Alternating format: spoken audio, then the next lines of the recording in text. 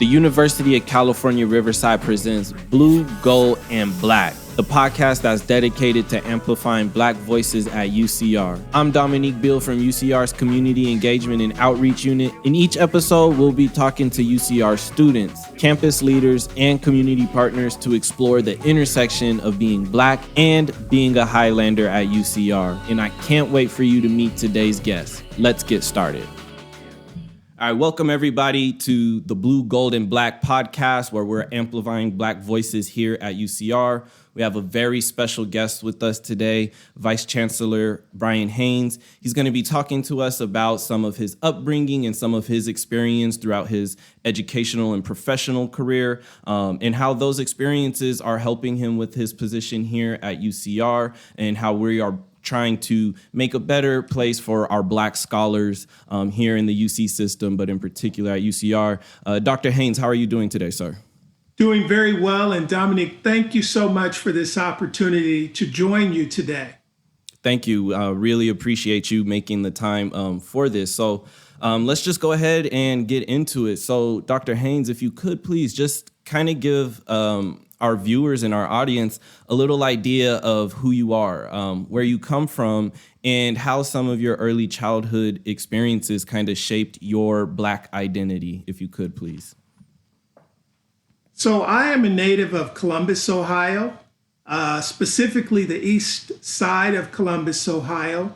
And if you know anything about Columbus, the east side is predominantly an African-American or Black neighborhood. It's been the hub of Black culture for years in Columbus. I was born and raised in that area, went to schools at least through middle school in that area before we had something called forced busing or desegregation, which meant that both me and my sister were bused out of the African-American community to a predominantly white school.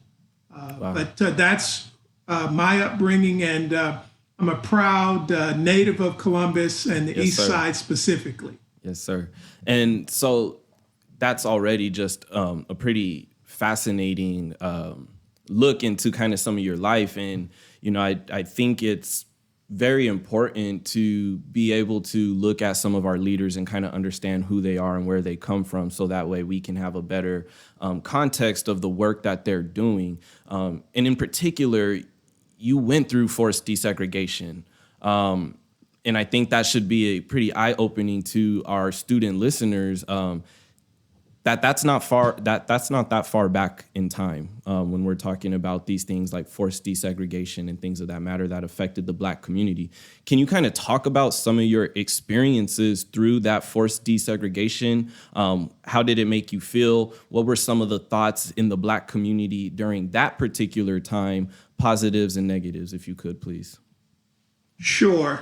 I think back to that time, and you're absolutely correct, Dominique. It was not long ago. In fact, that was during the mid-'70s, late '70s, early '80s, when forced busing was actually playing out across the United States, and really was due in large part to the fact that in America, in particular, Midwest, Northeast, some of the urbanized areas, a lot of the schools at that time were not integrated. And we know if you go back to the Civil Rights Act, the Civil Rights Movement of the 60s, that was one of the major pushes to integrate not only the schools, but obviously public transportation and other accommodations. So forced busing was something that a number of courts used to integrate schools back during that time period. The impact on the community was frankly negative. When I look back on the impact, I mean, a lot of the schools in the inner city had Black teachers, had Black principals. Right. Well, a lot of that changed when integration or forced busing occurred. I would also say that you, in essence, had what amounted to a brain drain, where a lot of the African-American students who would go to the neighborhood schools were now being bused out of the community. And that had an impact that, quite frankly, I'm sure was not able to be measured. One might assume that the positive thing was that it did cause some more interaction, so to speak. Black kids, predominantly white kids at that point in time. But I mean, it was a tough experience for both me and my sister, plus thousands of other students in the area who were bused out of their neighborhood into places oftentimes 20, 30 miles away. Wow. And, I think that's one of the complexities about the Black experience throughout any time period, really, is just kind of like how do we grapple with some of these initiatives or these institutions that implement things like forced desegregation. And when you kind of hear about desegregation, the first thing you think is like, oh, that's great. People should be able to interact with each other. They should be able to occupy the same space and love each other and care for each other. But at the same time, there is still an element that kind of breaks up the community.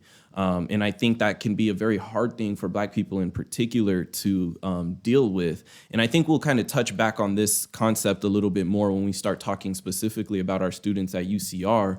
But if you can, let's kind of transition into your educational journey. What was kind of some of your formative experiences throughout high school that then led you to make the decisions that you made in your pursuit of higher education? My family, in particular, my mother, has always been a strong proponent of education. And from an early age, it was instilled in me that you were going to go to college. Same thing instilled in my sister as well as other family members. And from my perspective, that's where it has to start. And it started off with something as simple as, you're going to college, you can do it. Those words have always resonated with me. Early on, as I mentioned, we went to predominantly Black or African American elementary schools as well as middle school. In high school, I had the great privilege of being invited to participate in the Upward Bound program. Wow. And I know many of our scholars today have participated in Upward Bound or other trio types of programs. Yeah. And to me, that was really, really an eye-opening experience to join the Upward Bound program at Ohio Wesleyan University, actually go study on a college campus during the summers of my high school. And I think that really helped position me for success in college. I ultimately ended up going to The Ohio State University. I was fortunate. Yes, The Ohio State University. Right. I was fortunate enough to finish in just under 4 years. Wow. I actually went to summer school and went straight through after starting my first year in college.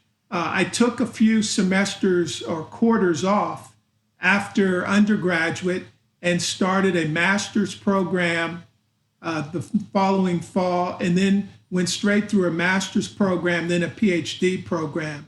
And the point I want to focus in on there is I went straight through undergrad, grad, and then PhD program. And I know that a lot of our students, once they complete a bachelor's degree, think that it's time to go look for employment. And that's true. Don't get me wrong. Sure. But I'm a strong proponent if you have the opportunity and if you can stay in and get your master's as well as your PhD, you should do that in sequence. And it worked for me. And I tell everyone that was my experience. It worked for me. Might not work for you. But I would seriously ask that they consider that. And all of the young people that I mentor along the way, that's part of the conversation that we have. And, I like that you just bring up mentorship. And if you can, we're obviously going to talk about a little bit more about your thoughts on mentorship specifically and how you act that out. But can you tell us who were some of your pivotal mentors throughout your higher educational career for sure. Did you have people that kind of put you on that path to go and pursue your master's and obtain your doctorate as fast as possible? What kind of inspires your belief in mentorship and why it's so important? Sure. For me, that started again at a very young age. I remember my sixth grade teacher, Miss Stevens, who taught us Black history, but also in the sixth grade taught us the importance of education. Yeah. So she was my earliest mentor, so to speak. Then when I moved forward to college, obviously the Upward Bound team, I remember Queen DeGraffenreid was her name. She was the director of the Upward Bound program, also a great mentor for me. I think in terms of Dr. William Smith, who mentored me through college, continues to mentor me today. I think of people like Patricia Tejas Irvin, who mentored me professionally as well as personally throughout my career. So there have been a number of mentors. Dr. Alfred Matthews, who mentored me along the way. Yeah. Mentorship is so important if you want to be a successful college student.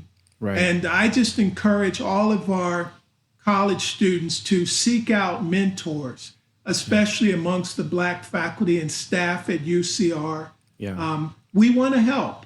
And while we might not have all of the answers, most of us have many, many experiences that are relevant. Sure. And our job, I believe, as a mentor is to make sure that you continue with your educational attainment, to make sure that you continue on your educational journey or pathway like others have done for us along the way. And I can't stress it enough. Mentorship is so important. In fact, just this morning, I had the privilege of serving as a reference for one of my mentees. And I have the great privilege of mentoring young people. And I say young people because they're younger than me sure. primarily, but who are either in college or recently graduated from college and are just starting out in higher education. So again, I just want to say it one more time. If you're a student at UCR, you need to actively seek out mentors. And, you know, I have a question in regards to, you know, the pursuit of your PhD and kind of what was the kind of some of the influences behind that and kind of how that set your career trajectory. But I kind of want to hang on to this topic of mentorship just really, really quick, because I do agree with you. And I think speaking as a young person, once I started working professionally within higher education, I instantly realized how important it is to put yourself out there, to say hi to the people that are walking by you, because you never know. It could be Vice Chancellor Haynes walking by you, and if you don't say anything, you'll never kind of figure that out. But I also understand from a young person's perspective, especially as a young Black student, it can be very intimidating to kind of put yourself in those positions, to go and talk to directors, to deans, to vice chancellors, to professors and stuff. And I think a lot of it kind of comes to, you know, when we talk about Black students and their imposter syndrome, right? They have all of these accolades. They busted their butt in high school and they got to the university of their dreams. And yet for some reason, they still don't feel like they deserve to occupy this space. And so I think there needs to be a very strong bridge. I think there needs to be more initiative for young people to go out and pursue the mentorship that they feel they need. But it's also very, very crucial for our elders, such as yourself, to make sure that your hand is always extended backwards to ensure the students, like, you can be confident, you can do this. So can you kind of speak to that relationship between the older and younger generation and how we can better assist each other in kind of bridging that gap and ensuring that our Black scholars have very serious and adequate mentorship while also making sure that they're doing their due diligence? Yeah, and I appreciate what you just said, Dominique, and you're right. You meant the scenario you just mentioned was of a Black student walking across campus and perhaps seeing a person like Brian Haynes and just saying hello. Yes, sir. But I also believe that the Brian Hayneses of the world should also say hello. And maybe we should say hello first, because it is sort of a daunting experience for many Black students on campus, especially the first year students who probably don't know many people. And this is really just a huge campus, and they might feel lost. So that's one aspect of the conversation that cannot go overlooked either. I think we who are experienced need to extend, as you say, our hand back. And you also triggered another thought, if I may, when you mentioned imposter syndrome. Yeah. That is why every student who I mentor, every new student affairs professional that I mentor, I tell them, you can do it. Right. I mean, many people have come before you and you can do it. Yes, but it's just those words of encouragement that are so important for students of color, but in particular Black students on a college campus, because you're right. The system is not necessarily set up for you. Absolutely. And you have to seek those answers out through mentors. You have to seek out the information through other students who might be juniors or seniors. Sure.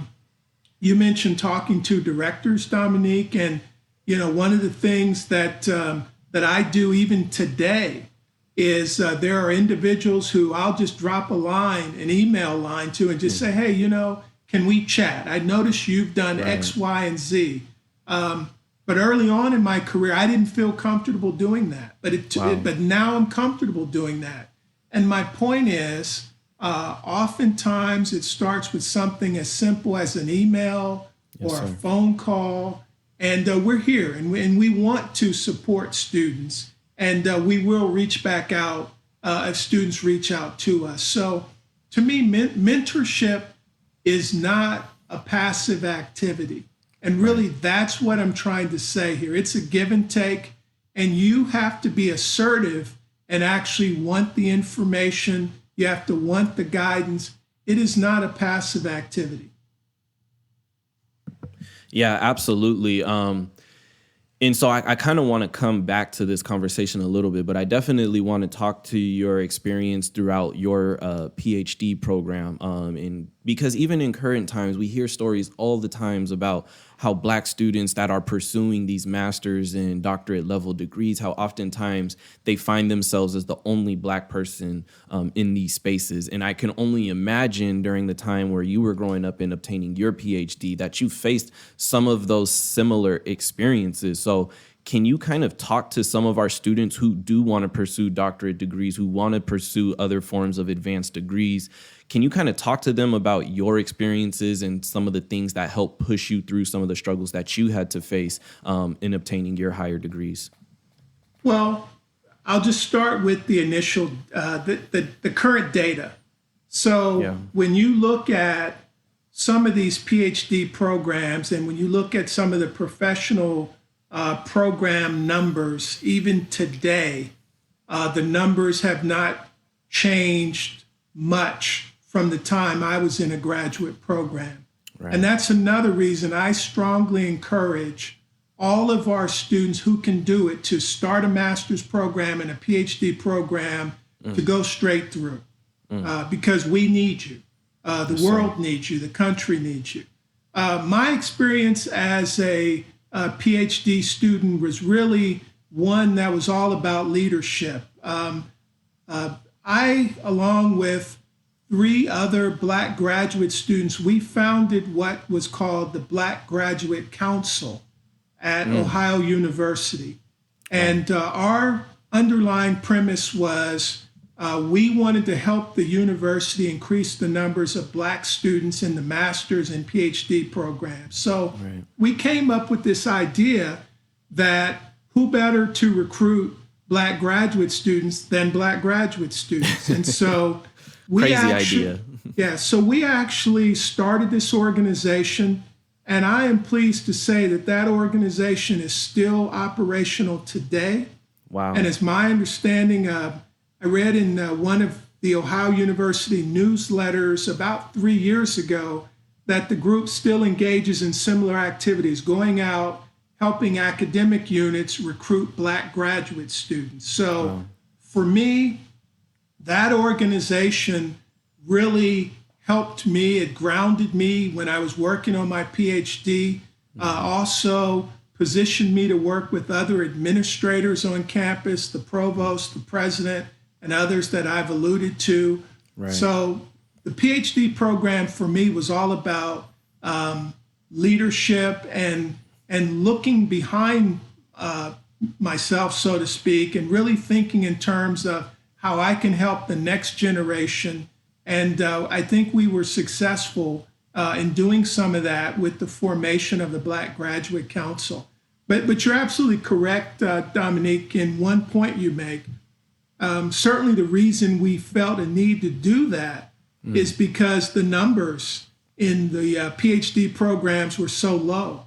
Right. And again, it's unfortunate across many campuses, the numbers are still low. But again, I want to stress something I mentioned earlier in this conversation. Right.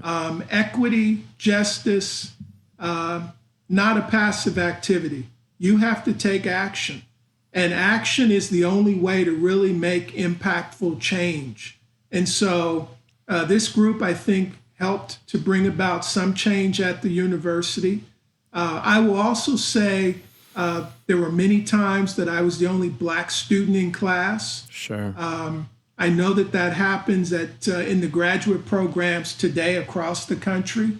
Right. But I would encourage those students who find themselves in those situations, I'll just remind them you can do it. Others have done it before you. And when in doubt, seek out a mentor, seek out someone who might have gone through the same program that you're currently in. There are people here who can help. Don't think you're in it alone. Absolutely. I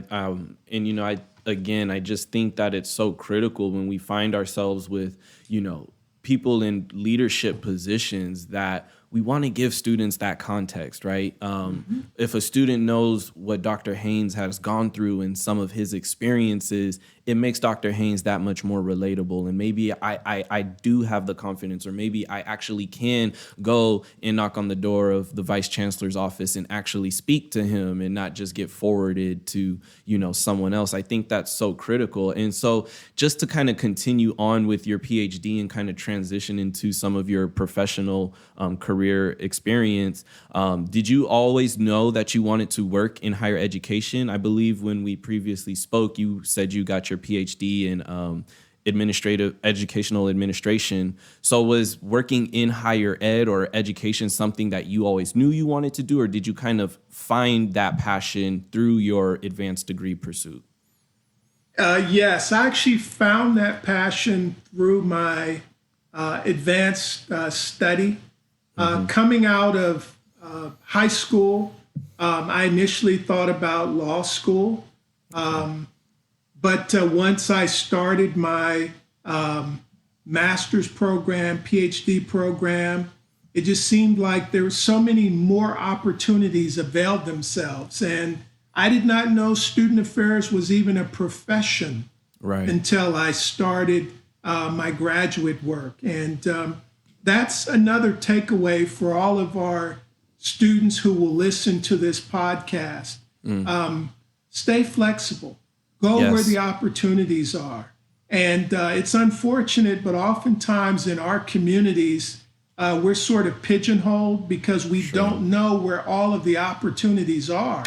And I would just encourage our entering students, as well as our continuing students, or those even in a graduate program, keep your eyes and ears open, so to speak. There are many opportunities out there. And so for me, student affairs is something that I never thought in terms of doing. But when I started my PhD program in particular, the opportunities just availed themselves. And as they say, the rest is history. And I'm just really excited to work with students who have so much potential. Because oftentimes I see myself through those students. And again, that's why I love to mentor students, and I do a fair amount of talking and coaching to students, again, around the country. Now, and that's really amazing. And so taking kind of that passion that you discovered through some of your more advanced studies, kind of give us a quick snapshot of your professional career and how it inevitably led you to being the Vice Chancellor of Student Affairs here at UCR. So when I finished when I was working on my doctorate degree at Ohio University, I had the privilege of being hired into an interim role. I started out as a graduate assistant, but there was an opening in the student activities office, and they asked me to step in to an interim position, which I did. And then shortly thereafter, another full-time position on campus opened up in a TRIO program called the Health Careers Opportunity Program. And the underlying premise of that program was to get more Black students involved in the allied health professions, physical therapy, nursing, occupational therapy, hearing and speech sciences, those types of programs.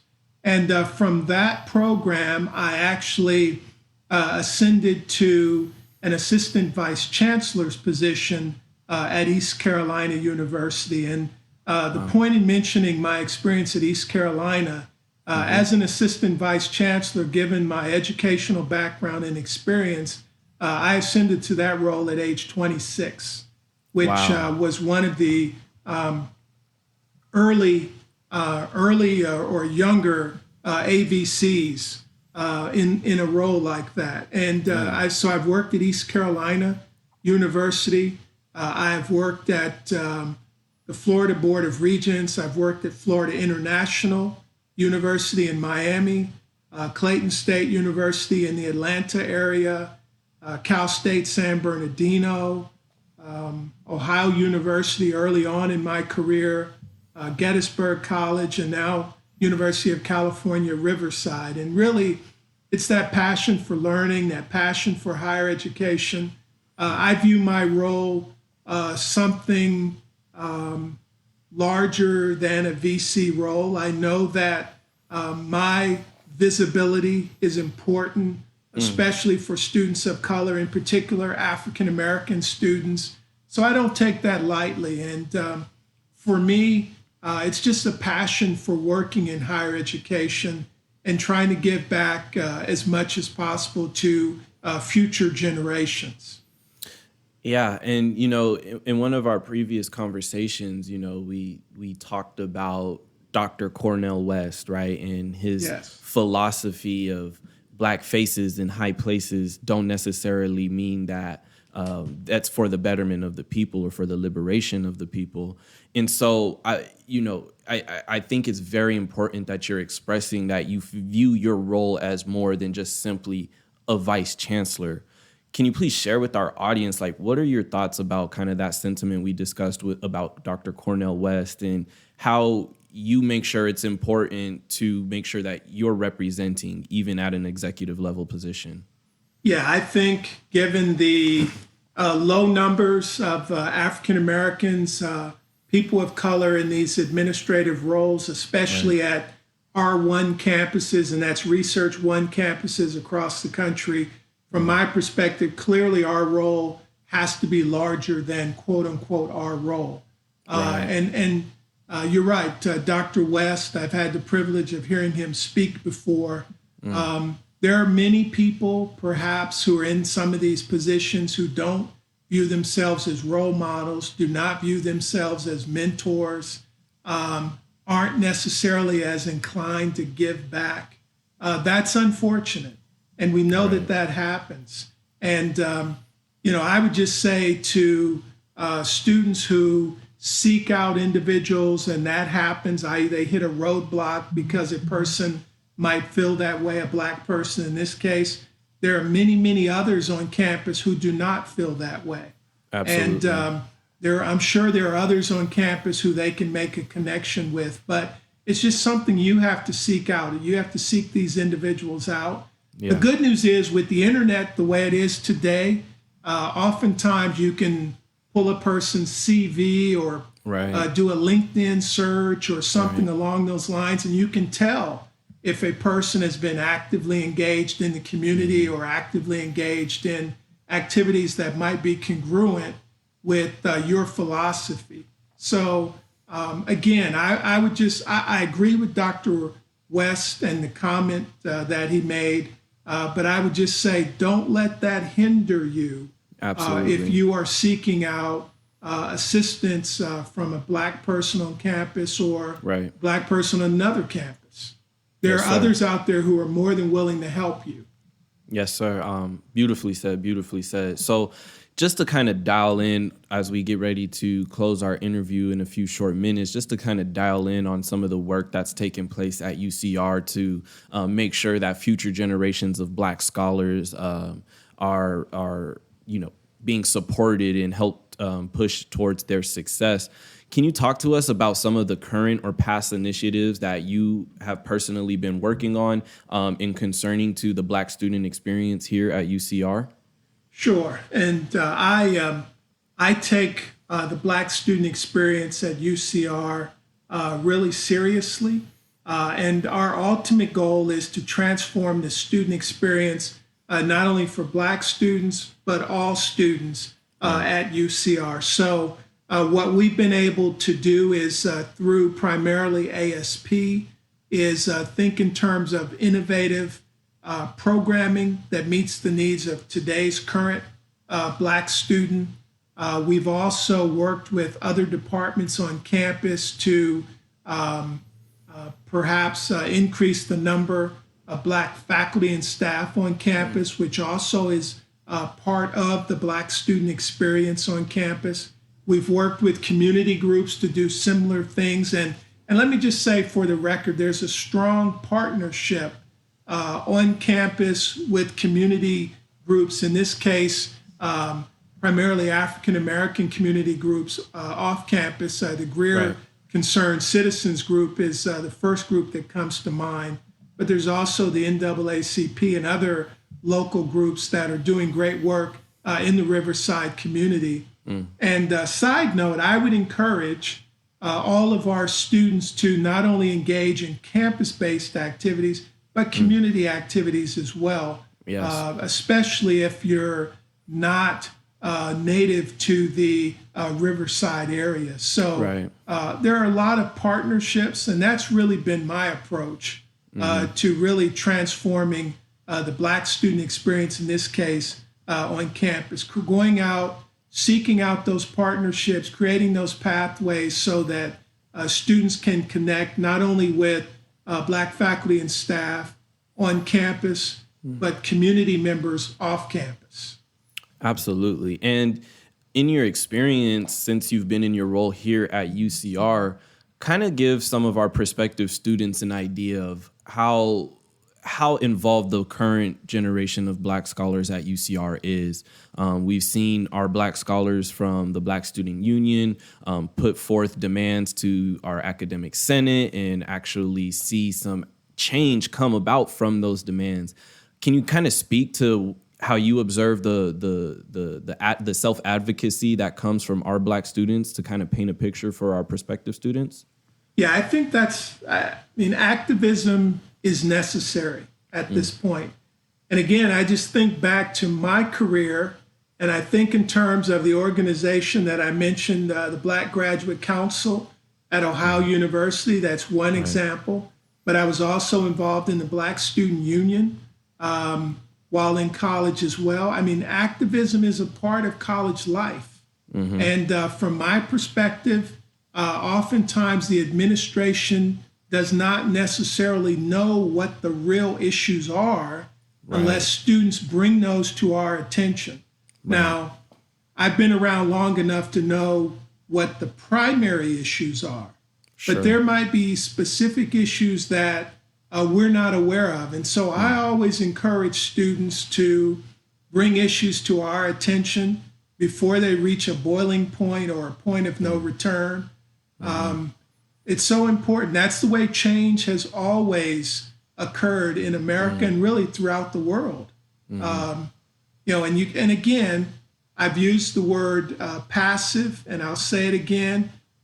You cannot be passive regarding these issues. If something is wrong and you know it's wrong, I think you have an obligation to speak up and speak out about that activity. No, I think that's perfectly said as well. And I think one thing that's important to try and get Black scholars to understand, but Black people at large, is that self-advocacy, that initiative to make demands and to be proactive instead of passive in kind of like your advocacy. That is what's going to kind of spark the institutional change that is so necessary and so much needed across many institutions of our country, making sure that we are not simply putting a Band-Aid over a problem, but actually getting to the root cause of what we identify as an issue, and making sure that we can properly address it. And I think students taking that initiative and putting themselves in front of people like Dr. Haynes is how we can get to that next step of how do we institutionalize this change that we're seeing benefit our students. Is there anything you'd like to add to that point in terms of institutional change? Sure. And I think it's timely for us to be reminded of where an iconic civil rights leader got his start, John Lewis, the Honorable John Lewis. And Yes, I sir. think we know his pathway was through the Student Nonviolent Coordinating Committee, a group of college students. And if you recall, they started the Freedom Rides to Mississippi. Yeah. They also, that group led the march across the Edmund Pettus Bridge, which ultimately became Bloody Sunday. Then a couple of weeks or so after that, Dr. King led a march of thousands across the Edmund Pettus Bridge from Selma to Montgomery. So, I think in terms of the lunch counter boycotts, which were started by college students. So college is a time for activism. College is a time for change. College is a time for making change. Right. And so I would just encourage all of our students to think critically about issues. Yes. And again, if something's not right, bring it to our attention, and hopefully we can work together to fix it. Absolutely. Absolutely. And so I think that kind of segues us into our last question of the interview. And with all of these topics, it's very important that our students realize that they are standing on the shoulders of the people that came before them. And the people that came before them had an unwavering optimism and hope for their future generations to reap benefits that they themselves couldn't reap. And so in the spirit of that, I'd like for you to present to our prospective Black students, what is your most optimistic vision of the future for prospective and future Black scholars that come through UCR on their pursuit of higher education? A thriving campus culture for Black students, a thriving off-campus culture for Black students. Yes, sir. All Black students coming to UCR being successful. I know that our equity gaps are pretty low at UCR, but I'm not going to rest until all of our students, Black students who come to UCR, are successful. Creating programs that support the needs of today's Black student. I'm not unmindful that the things that work for me probably won't work for the majority of today's Black student, especially given the proliferation of social media and technology. I would say Black students working together, getting along. And I want to stress that point because one of the things I remember about my college experience was, and it was probably because the numbers were so low, but there was a lot of unity across organizations. And so I think the unity brought us closer together, and we were able to impact change because of that unity. So that's sort of my vision for the Black student experience here at UCR. And of course, part of that is we need more Black faculty and staff on campus. Yes, sir. We also need more by way of community connections. Yes, sir. So it's more of a holistic, comprehensive sort of strategy. I think that's so important for Black student success. Thank you for that. And I think that's a great way to kind of conclude our conversation in terms of the vision for the future and making sure that Black students understand that they are going to be the change that they want to see. And it's our job as professionals, as leaders, to make sure that we're instilling those values in the younger generation and making sure that we're doing our part to put them in these positions to be successful, right? And to kind of tackle these problems head on. So Vice Chancellor Haynes, I want to thank you for such a great conversation. Thank you for joining us on the Blue, Gold, and Black podcast. And at this time, I would just want to ask you one more thing. If students are kind of looking to get, prospective students in particular, are looking to get more involved and more active about their pursuit to come to UCR and to hopefully contribute to the Black experience here, do you have any programs or any opportunities that you could plug for our students who are looking to pursue UCR in the coming years, how they can get more active and get involved here at the Black experience on campus? Sure. A good starting point would be through African student programs. There are a number of involvement opportunities through that office. Yes, another starting point would be the Student Life Office. Again, great opportunities through Student Life. Another starting point might be our student government, Associated Students of UCR. And let me say this, I think we have so many Black students who have leadership potential, but for many reasons decide against running for office on campus or joining a club that, let's say, traditionally large numbers of Black students have not been a part of. Right. I would say we need to remove that thinking. I would also say that another strategy is to seek out Black faculty and staff. There are a number of academic clubs that are thriving on campus.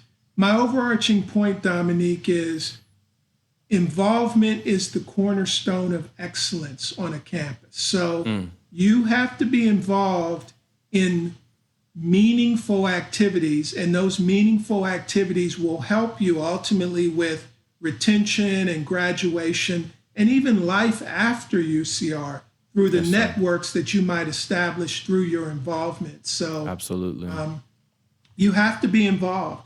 And again, it's not a passive activity. I just don't think you come to college and all you do is you go to class, you might work 10, 20 hours a week. There's more to college than that. I think you miss out when that's all you do.